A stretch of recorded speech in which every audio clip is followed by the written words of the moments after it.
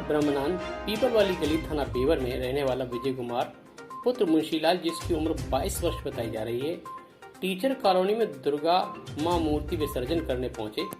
श्रद्धालुओं के साथ काली नदी पर पहुंचे पुलिस के द्वारा केवल 4 लोगों को जाने की अनुमति दी थी। सभी को रोक लिया गया, लेकिन फर्रुखाबाद की तरफ से पुल पर विजय पानी में उतर गया और तैरने लगा। अचानक देखते ही देखते पानी में डूब गया। परिवारजनों का आरोप है कि मदनपुर चौकी प्रभारी विश्वनाथ आर्य को प्रार्थना पत्र दिया था, लेकिन वहां पर नहीं दिया गया और साफ साफ मना कर दिया गया।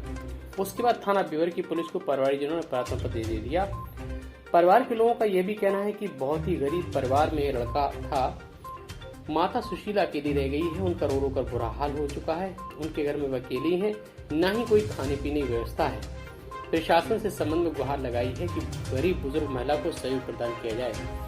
वहीं दूसरी ओर 24 घंटे हो चुके हैं और अभी तक कहीं पर विजय का कोई सुराग नहीं लगा।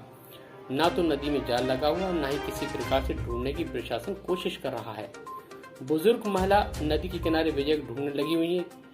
क्या कुछ कहा है चौकी प्रभारी विश्वनाथ आर्य ने, आइए दिखाते पूरी रिपोर्ट। मैनपी से अजय सिंह, भास्कर की रिपोर्ट। मूर्ति विसर्जन कल हुआ था तो उसमें एक बच्चा डूब गया इस नदी काली नदी के पुल पे।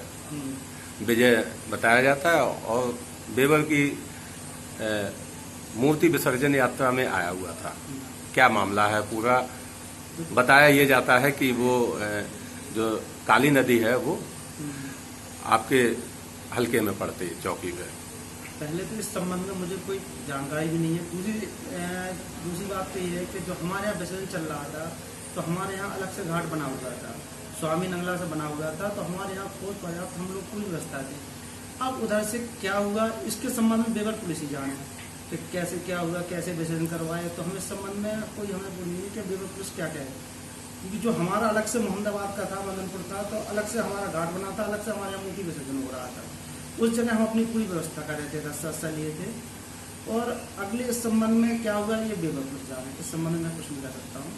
अच्छा, प्रार्थना पत्र उनके परिजन आपकी चौकी पर लेके आए हैं तो मुकदमा आपके यहाँ लिखा है? इस संबंध में कोई वही नहीं है। जब भाई ये तो बेवर पुलिस ही जाने की क्या मामला है, क्या नहीं है, क्या है, बेवर पुलिस कहाँ से विसर्जन करके ला रही थी, कहाँ से मूर्ति अपना विसर्जन करवा रही थी, इस संबंध में बेवर पुलिस ही जाने। तो यहाँ मुकदमा पंजीकृत किया जाएगा या नहीं? इस संबंध में कोई जानकारी है बेवर पुलिस करेगी।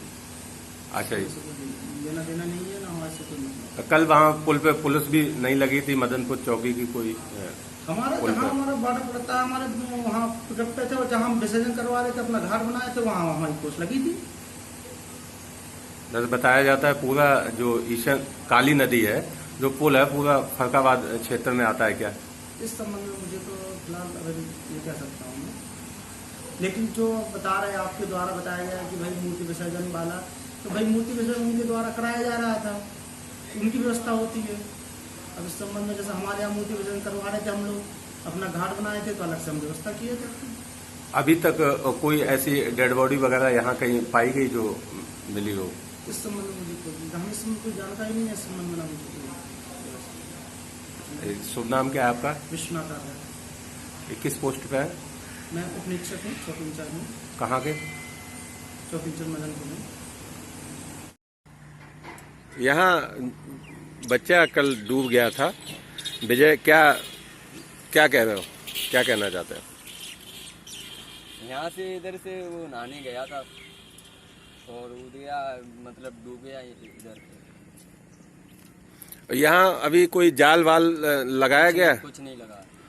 पुलिस की तरफ से यहाँ कोई व्यवस्था की गई क्या? कोई भी नहीं व्यवस्था है। तो कैसे जानकारी होगी कि वो लड़का कहाँ है? अब वो सर कैसे पता लगेगा? तुम्हारा क्या नाम है? हमारा नाम अमित। कहाँ के रहने वाले? बेवर के। यहाँ क्या कर रहे हैं? यहाँ आए थे घूमने के लिए, देखने के लिए उसी लड़की को देखने आए हैं, ढूंढने। मोहल्ला का लड़का था, मोहल्ला का लड़का था वो। अच्छा, तुम्हारा क्या नाम? अमित।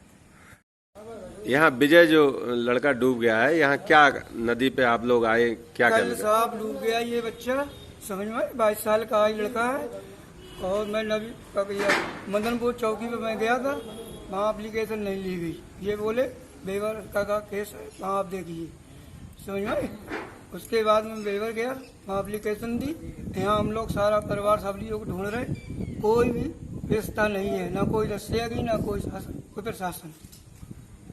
तो यहाँ जो है कहाँ कूदा था विजय, किस ये तरफ, कौन? फरुखाबाद के पड़ता है पुल, उसी इलाका में वहीं।